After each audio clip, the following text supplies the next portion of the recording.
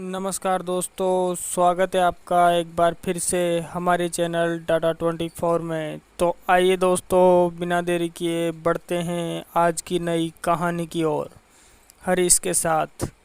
आज मैं बात करूंगा एक होटल मालिक की, जिनकी ज़िंदगी में एक ऐसा दौर आया था जो उन्हें आज भी याद हैं। दोस्तों, ज़्यादा समय नहीं लगाते हुए बढ़ते हैं आज की नई कहानी की ओर।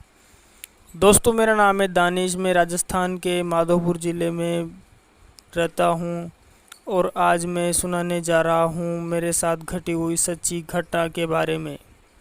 ये बात उस समय की है जब मेरा होटल गुजरात मोरबी के पास मालिया में चल रहा था। मेरे ढाबे पर हर तरह का खाना मिलता था और हाईवे के नज़दीक होने की वजह से मेरा होटल अच्छा चलता था।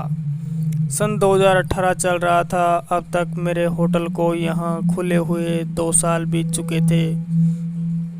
वो जो मेरा होटल था वो अब तक मैंने रेंट पे ले रखा था, लेकिन अब मैं उसे खरीदकर अपनी अच्छी प्रोग्रेस के साथ आगे बढ़ना चाहता था। तो मैंने उसके ओनर से बात की कि उसने कहा, सर, इसे बेचने का मेरा फ़िलहाल कोई विचार नहीं है। मैंने 1-2 महीने तक बहुत कोशिश की उसके ओनर को मनाने की कि वो अपने होटल को मेरे लिए बेच दे, लेकिन मेरी बहुत कोशिश के बाद भी बात जब नहीं बनी, फिर मेरे से किसी ने कहा, दानिश जी, आपको होटल ही तो ख़रीदना है, आप कोई और होटल क्यों नहीं देख लेते। मैंने कहा, हाँ वो तो हैं, लेकिन मैं सोच रहा था कि यहीं पे अच्छे से तालमेल बैठ रही हैं, अगर यही होटल मिल जाए तो करना ही क्या। लेकिन किस्मत को तो शायद कुछ और ही मंजूर हैं। ऐसा बोलकर मैं थोड़े दिनों के लिए शांत बैठ गया। 3-4 महीने निकल गए। अब इस होटल का जो 12 महीनों का एग्रीमेंट था वो पूरा होने वाला था और अगले वर्ष में मैं इस होटल का एग्रीमेंट नहीं करना चाहता था, लेकिन मेरे कुछ समझ नहीं आ रहा था कि मैं क्या करूं। मुझे अपने आसपास एक अच्छी जगह पर होटल की तलाश थी। फिर एक दिन मेरे होटल पर काम करने वाले एक व्यक्ति ने मुझसे पूछा।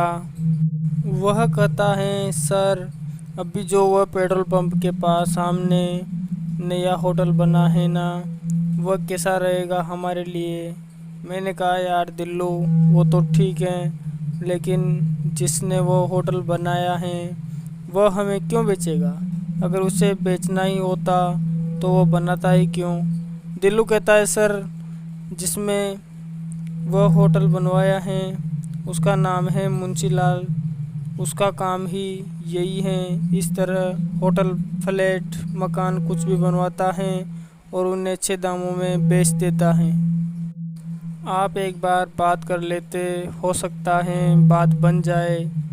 हमें भी कहीं दौड़ा दौड़ा नहीं फिरना पड़ेगा और सारा काम यहाँ रह जाएगा। लेकिन सर, मैंने कहा, लेकिन सर क्या, बोलो दिल्लू।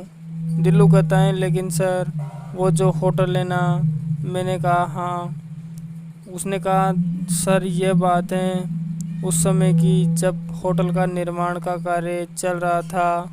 उस समय हड़बड़ी में एक मज़दूर होटल की छत से नीचे गिर जाता है। नीचे पत्थरों का ढेर हो रखा था। वो व्यक्ति उसी ढेर के ऊपर गिरा था। धारीदार पत्थर उसके सिर में घुस गए और जैसे ही उसे तुरंत हॉस्पिटल ले जाया गया तो डॉक्टरों ने उसे मृत घोषित कर दिया।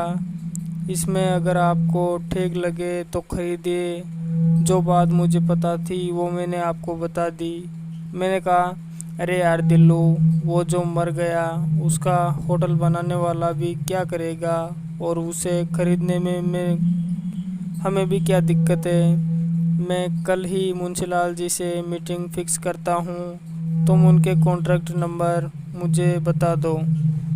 दिल्लू ने नंबर बताए और मैंने मुंशीलाल जी को कॉल कर दिया। मुंशीलाल जी ने कहा, कल 11 बजे आप उसी होटल पर आ जाइए, हम बात कर लेंगे। मैंने अगले दिन 11 बजे ही मीटिंग डन कर दी। अगले दिन मैं 11 बजे मेरे एक दोस्त के साथ वहां पहुंच गया। मुंशीलाल जी वहां आए और उन्होंने उनके द्वारा की गई हर एक व्यवस्था के बारे में हमें समझाया। मुझे वहां हर एक चीज़ दिखाई दे रही थी जो मुझे मेरे अपने होटल में चाहिए थी।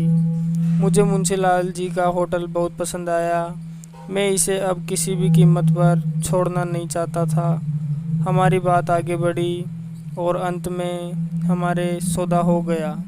वो होटल मैंने 73 लाख रुपए में खरीद लिया। 10-15 दिन तक हम हमारे पुराने रेंट पर ले रखे होटल पर काम करते रहे और अच्छा सा मुहूर्त देखकर नए होटल में शिफ्ट हो गए। एक दिन हमने सबको फ्री में खाना खिलाया और अब हमारे नए होटल को 15 दिन हो चुके थे। यह भी उसी पुराने होटल की तरह अच्छा चल रहा था, लेकिन कागज़ों की भाग दौड़ में मैं अपने होटल पर रुक ही नहीं पा रहा था। एक दिन जब मैं पूरी तरह फ्री हो गया, मेरा सब काम कंप्लीट हो गया, अब मैंने आज शाम अपने होटल पर जाने की सोची। मैं अपनी कार लेकर खुशी खुशी अपने होटल पर पहुंचा। मैं बहुत खुश था क्योंकि अब मैं बिल्कुल टेंशन फ्री हो चुका था। थोड़ी देर में नीचे काउंटर पे बैठा रहा। मैं रात 11 बजे तक बैठा रहा, फिर मुझे नींद आने लगी। सोने के लिए मैंने मेरे इंचार्ज से पूछा तो उसने कहा, सर ऊपर चले जाइए, ऊपर वाला रूम खाली है। मैं वहाँ चला गया और सो गया।